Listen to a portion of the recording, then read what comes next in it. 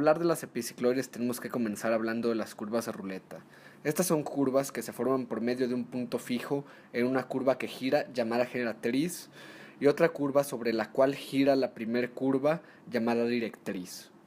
La epicicloide es un caso particular dentro de estas curvas. Más específicamente es un caso particular de las curvas cíclicas, las cuales son una curva ruleta con la característica particular de que la generatriz es una circunferencia, la cual va a girar sobre cualquier superficie. La curva cíclica tradicional es la cicloide, la cual consiste en una circunferencia girando sobre una recta, creando así una serie de arcos como podemos observar en la imagen. Habiendo hablado de las curvas cíclicas, ya podemos hablar de las epicicloides. La epicicloide es el caso particular de la curva cíclica en la cual la directriz es otra circunferencia, por lo que es una curva generada por una circunferencia girando alrededor de otra circunferencia. Una epicicloide es el lugar geométrico descrito por un punto fijo en una circunferencia que rueda en el exterior de otra circunferencia fija, y esto es sin resbalar.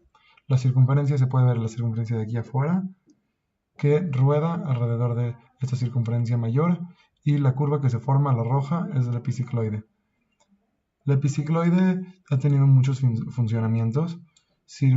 Fue descubierta por Alberto Durero en 1674 y esto fue para el funcionamiento de los engranajes. Se puede ver en la epicicloide aquí cómo se ven como si fueran dientes de los engranajes y de esa forma podían investigar y mejorar el funcionamiento de los engranajes. También los movimientos de los astros, gracias a la gravedad y cómo giran alrededor del Sol. Las lunas de la Tierra, por ejemplo, la luna de la Tierra y las lunas de los demás planetas, sus movimientos se pueden ver en muchos momentos como una epicicloide. Y también hay muchos estudios de la velocidad angular basados en la epicicloide.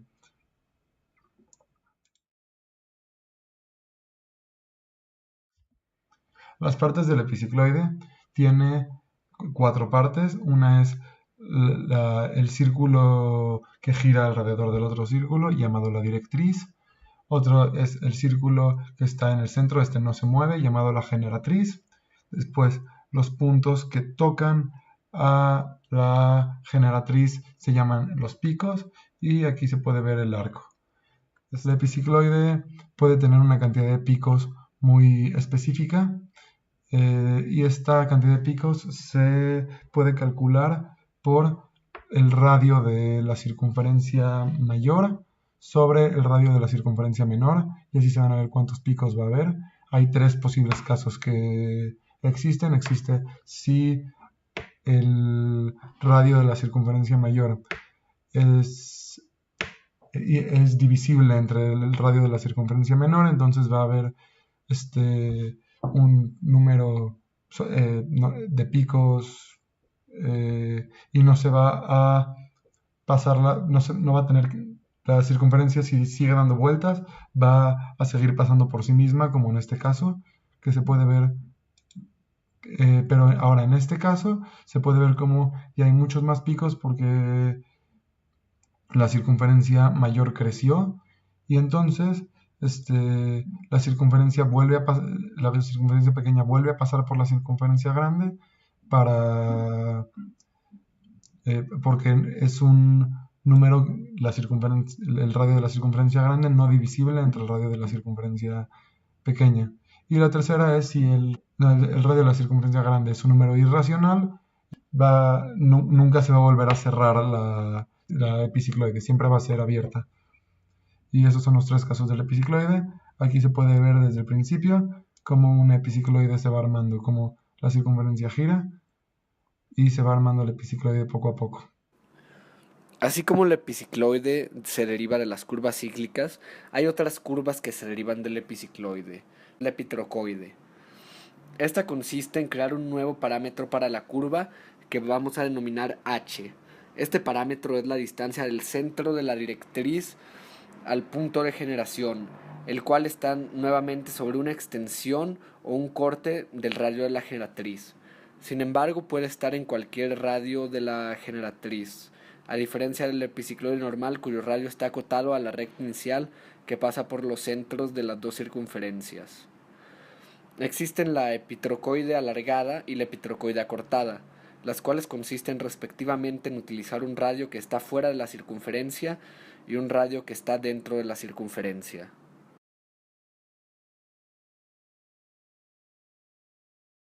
Queremos encontrar la ecuación paramétrica para el epicicloide. Para ello vamos a basarnos en este dibujo de un epicicloide que se está formando. Podemos notar en el círculo que forma cierto arco correspondiente al otro círculo. Para ello podemos decir que el arco que va de A a B es igual que el arco que va de B a P con sus respectivos ángulos. Entonces nuestro arco A a B va a ser igual a A por teta, que sería el ángulo correspondiente a este círculo. Y nuestro arco de B a P va a ser igual a B por phi. Para la ecuación vamos a querer que teta sea nuestro parámetro, entonces vamos a deshacernos de phi. Para ello vamos a dejar a phi como A entre B por teta. De esta forma ya podemos sustituir phi en cualquier momento que lo necesitemos.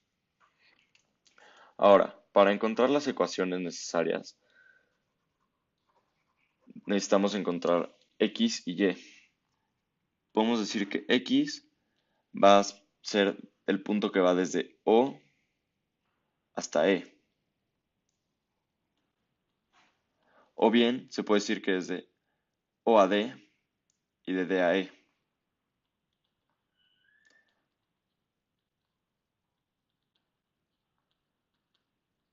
En el caso de la Y, vamos a decir que Y va a ser igual de E a P.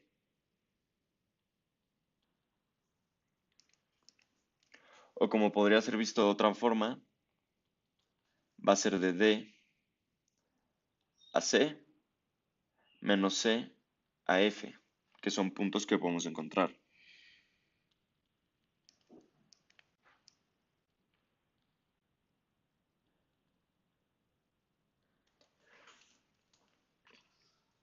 Dicho esto, podemos basarnos primeramente en encontrar la ecuación para X.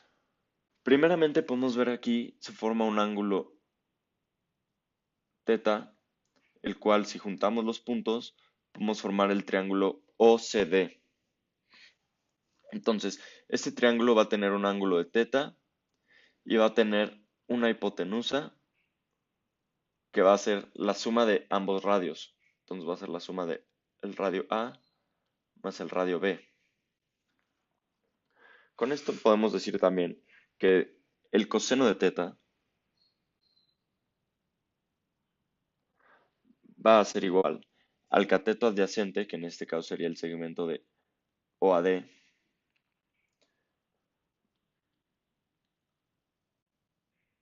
entre su hipotenusa, que sería A más B.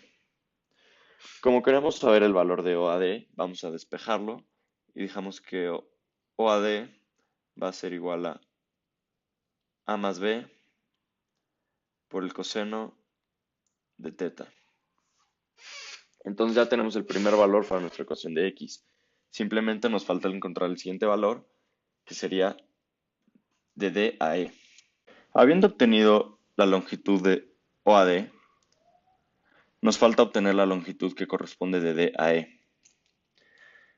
Esto puede ser obtenido fácilmente ya que podemos notar que aquí se forma otro triángulo rectángulo. Este triángulo rectángulo su hipotenusa será B, que es el radio del círculo pequeño. De igual forma contiene un ángulo que podemos conocer fácilmente ya que corresponde al ángulo phi. Pero hay que restarle lo equivalente al ángulo del otro triángulo.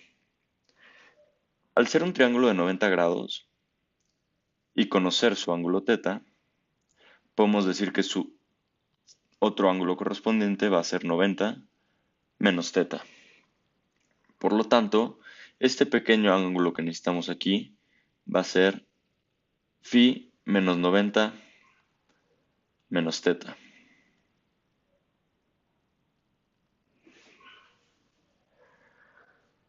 Este nuevo ángulo vamos a nombrarlo F.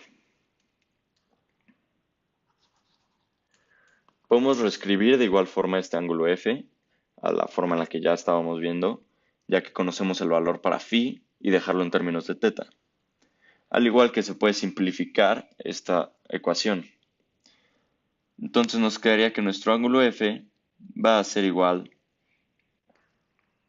a A entre B por teta más teta menos 90 grados.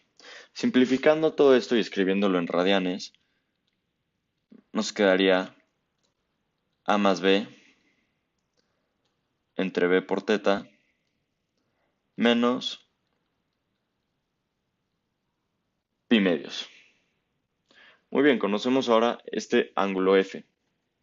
Ahora lo que nosotros necesitamos es el cateto opuesto del triángulo. Ya no sería el cateto adyacente. Para obtener el cateto opuesto de un triángulo, se utiliza la función seno de nuestro ángulo F, va a ser igual al cateto opuesto de AE entre la hipotenusa B. Despejamos nuestro segmento DAE y esto va a ser igual a B por el seno de A más B entre B por teta menos pi medios. Ya obtuvimos los dos valores que corresponden a X, pero hay que escribirlos de manera más simple y dejarlo todo en forma de cosenos. Vamos a enfocarnos por el momento completamente en esta parte del seno.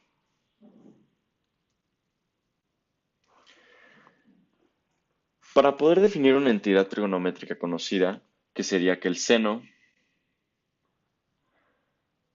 de 90 grados menos cierta cantidad de X va a ser igual al coseno de esta cantidad de X.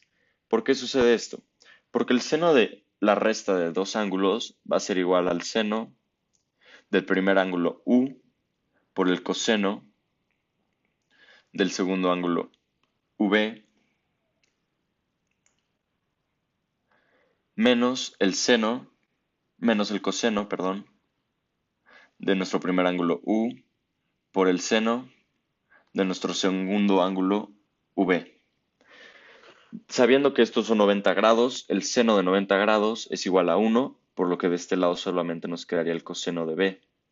Y de este lado, el coseno de 90 grados vale 0, por lo que toda esta sección se cancelaría. Y nos quedamos con el coseno de V. Muy bien, ahora sabiendo esto podemos decir que el seno de A más B menos pi medios está invertido, por lo que debemos voltear estos ángulos internos para que nos cumpla con esta solución. Vamos a sacar un signo menos del seno y entonces nos quedaría menos seno de pi medios menos A más B entre B por teta. De esta forma podemos simplificarlo y nos quedaría menos coseno de A más B entre B por teta. Uniéndolo con la B que teníamos anteriormente, sería menos B coseno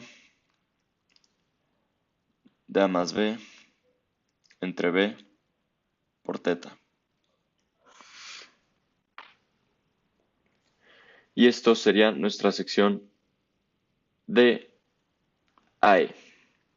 Habiendo obtenido el valor para O y D y E, podemos sustituirlos en nuestro valor para X. De esta forma nos quedaría que X va a ser correspondiente a más B por el coseno de nuestro ángulo teta menos B por el coseno de A más B entre B por teta.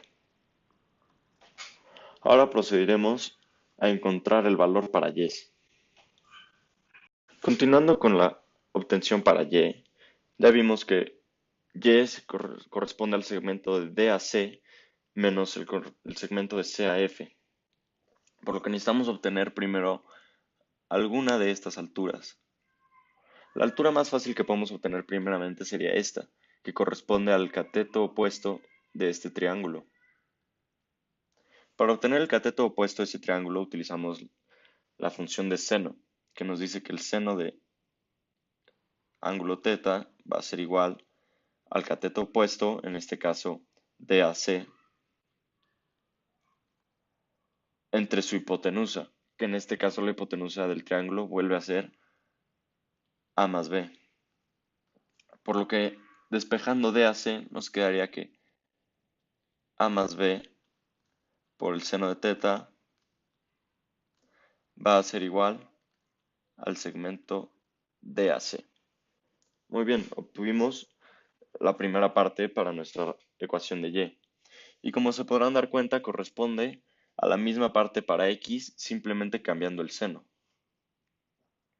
Ahora, para obtener la segunda parte de este triángulo, podemos volver a usar el mismo triángulo que usamos la vez pasada, que sería este triángulo de aquí pequeño. Y ahora va a ser más fácil porque ya conocemos todos sus ángulos. Recordamos que su ángulo va a ser A más B entre B por θ menos 90 grados. Y ahora lo que queremos conocer va a ser su cateto adyacente, por lo que el cateto adyacente se obtiene con la función de coseno, que sería coseno de este ángulo F va a ser igual al cateto adyacente, que corresponde al segmento CAF, entre su hipotenusa B. Esto despejando CAF nos quedaría que B por el coseno de F va a ser igual al segmento CAF, escrito sustituyendo F, A más B entre B por θ menos 90 es igual a CAF. Muy bien, enfoquémonos como hicimos anteriormente. Vamos a enfocarnos solamente en el coseno. Queremos simplificar este coseno a dejarlo a senos. Igual que el seno tiene una diferencia de ángulos, el coseno la tiene, la cual nos dice que el coseno de un ángulo U menos un ángulo V va a ser el coseno de U, coseno de B, menos el seno de U, seno de B. Muy bien. Y para que esto se pueda simplificar y nos quede simplemente seno de V, o nos quedaría más bien menos seno de V, gracias a este menos que tenemos aquí, queremos dejar el ángulo de 90 grados del lado izquierdo del coseno, ya que el ángulo coseno de 90 sería 0, todo esto se cancela, y el seno de 90 sería 1, por lo cual podría tomarse como cancelado y simplemente nos queda el menos con el seno. Entonces para esto nos quedaría menos coseno de pi medios menos A más B entre B por θ. Y como ya se explicó aquí, nos queda que esto va a ser seno de A más B entre B por θ. Y con el menos que teníamos que habíamos sacado, esto se convierte en un más. Vamos a añadirle la B y nos queda B seno de A más B entre B por θ. Muy bien, ya obtuvimos nuestro valor de DAC y de CAF. Simplemente hay que juntarlos. Nos quedaría que y va a ser igual a más b por el seno de teta menos, por el menos que tenemos de aquí, b por el seno de a más b entre b por teta. Si reescribimos la x de aquí abajo,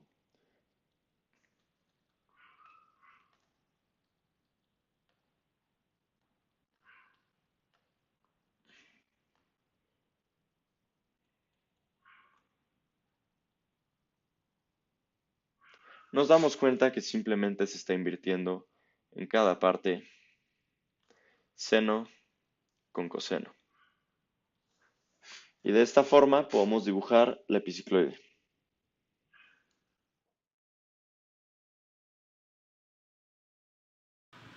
Ahora, para poder graficar nuestra ecuación dentro de GeoGebra vamos a necesitar crear 3 deslizadores. 2 de ellos van a ser para los radios de nuestros círculos para poder crear distintas figuras y el otro es nuestro parámetro de teta. Y procedemos a crear los deslizadores. Nuestro primer deslizador A va a ser el radio del círculo que se mantiene estático. Vamos a decir que va de 0 a 20 con un incremento de 0.01. Creamos nuestro segundo deslizador B con exactamente los mismos parámetros. Y por último vamos a crear nuestro deslizador para el parámetro, vamos a llamarle P, y va a ir de 0 a 75.48, que es más o menos 24 veces pi, para poder lograr 24 vueltas a este círculo, y con el mismo incremento. Nada más que vamos a darle un largo más grande para poder moverlo con facilidad. Vamos a acomodar esto por aquí. Listo. Ahora vamos a ingresar nuestras ecuaciones que obtuvimos. La primera de ellas va a ser f de x. Y si recordamos, era nuestro a más b por el coseno. En este caso va a ser x, lo que le está dando la ecuación. Menos b por el coseno de a más b entre b por lo que sería x. De igual forma vamos a graficar nuestra segunda ecuación, vamos a nombrarla g de x y va a ser igual a más b, le damos por el seno de x menos b por el seno de a más b entre b, x. Si vemos estas ecuaciones ven un poco raras, pero no hay problema ya que esto no va a ser nuestro círculo. Cambiando los parámetros, estas ecuaciones se vuelven locas. Vamos a graficar ahora sí nuestro punto C, vamos a nombrarlo con la función de curva. Primeramente le pasamos nuestra primera expresión que va a ser f de u, luego g de u. ¿Cuál es la variable? U, desde qué rango comienza, y nuestro parámetro, que en este caso va a ser nuestro deslizador para P. Si bien aquí nos creó una pequeña línea, ocultaré las otras dos. Y esta pequeña línea sigue un círculo cada vez que movemos nuestro parámetro. Si nosotros incrementamos el valor de este, va a incrementar en automático nuestra figura. Ahora vamos a crear los dos círculos para que se pueda ver de mejor forma cómo se dibuja este epicicloide. Vamos a marcar primero nuestro punto A, va a ser igual a nuestro origen. Nuestro punto B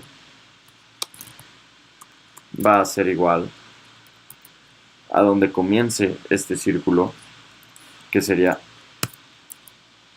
A con el sería A, 0,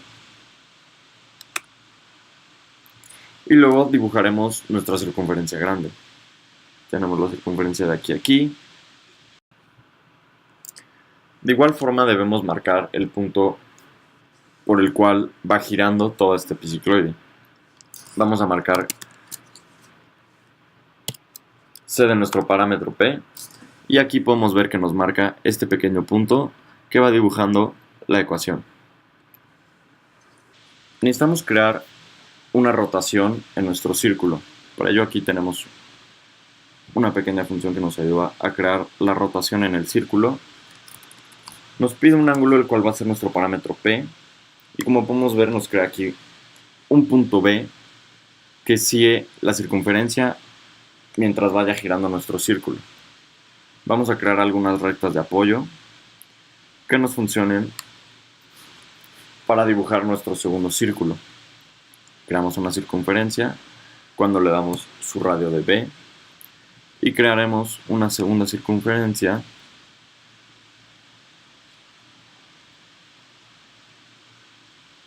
dándole su centro, y de igual forma vamos a decirle que es B. Como podrán ver, el punto C se mantiene dentro de esta circunferencia dada, y podemos ocultar nuestras rectas de apoyo. Ahora podemos notar de mejor forma cómo este círculo va dibujando alrededor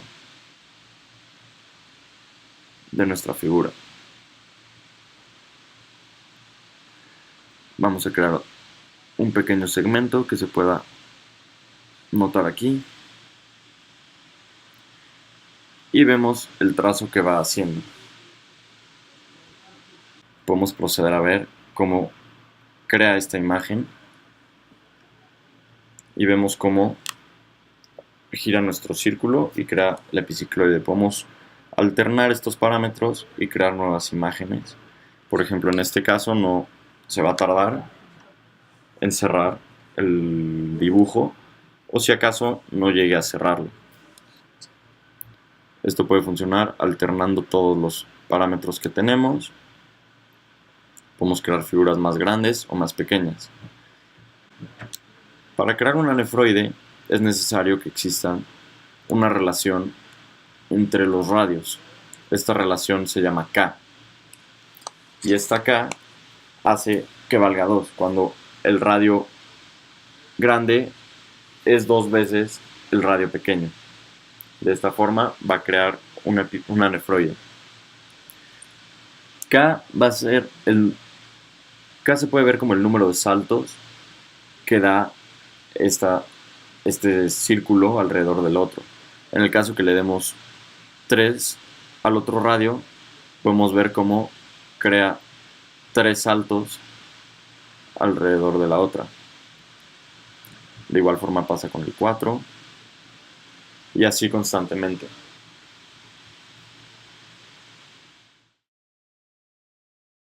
La nefroide es una curva plana cuyo nombre significa forma de riñón.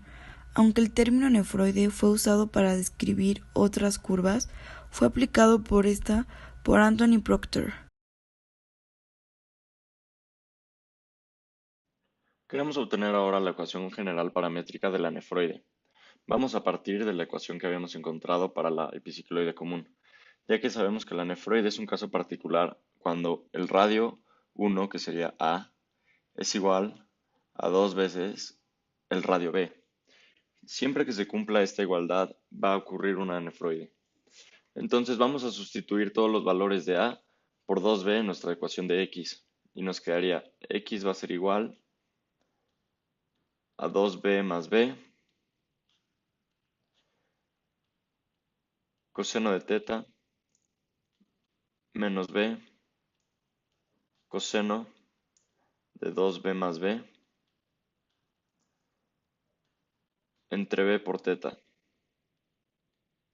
De esta forma, sumamos todas las B's que tenemos y nos quedaría 3B coseno de teta menos B coseno de 3B entre B por teta. Aquí se pueden cancelar fácilmente las b's y simplemente nos quedaría 3θ. Y de igual forma tenemos un término común en ambos lados que es la b. Entonces podemos sacarla y dejar b por 3 veces el coseno de θ menos el coseno de 3 veces θ. Y esta sería la ecuación que necesitamos para x en el caso de la nefroide.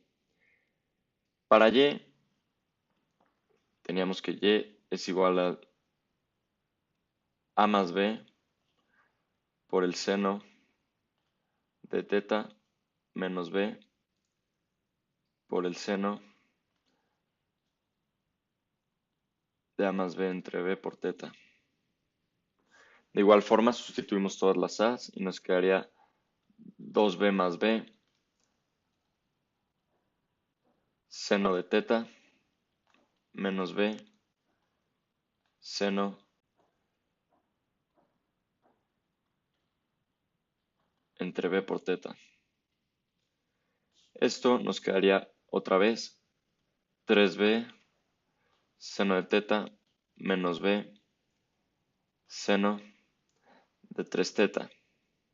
Sacamos la b y nos quedaría b por 3 veces el seno de θ menos el seno de 3 veces θ. Dándole a nuestra ecuación cierto radio para ambos x y nuestro parámetro θ, vamos a poder formar una nefroide.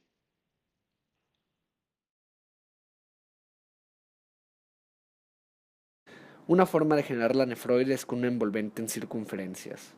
Esta forma consiste en tomar una circunferencia de radio r y después utilizar el perímetro de la circunferencia para poner centros de otras circunferencias que deben ser tangentes al diámetro, que tiene 90 grados con respecto al eje, y el conjunto de circunferencias van a formar una nefroide.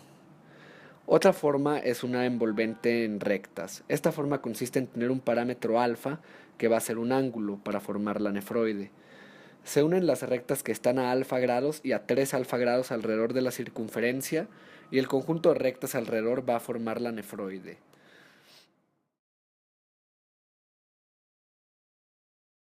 La nefroide cuenta con 3 curvas derivadas. La primera, evoluta.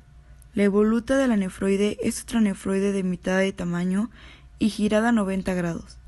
La nefroide original es así vista como una envolvente de sus 2 círculos osculadores. Sus centros aparecen sobre la evoluta. La segunda es la involuta. Como la involuta de una nefroide es otra nefroide, se tiene que la involuta de la nefroide también es otra nefroide. La tercera es la inversa. La inversa con respecto al origen de la nefroide, en rojo, es la curva mostrada como la envolvente de círculos, en negro. La nefroide. ¿Cómo pasar la ecuación paramétrica a cartesiana?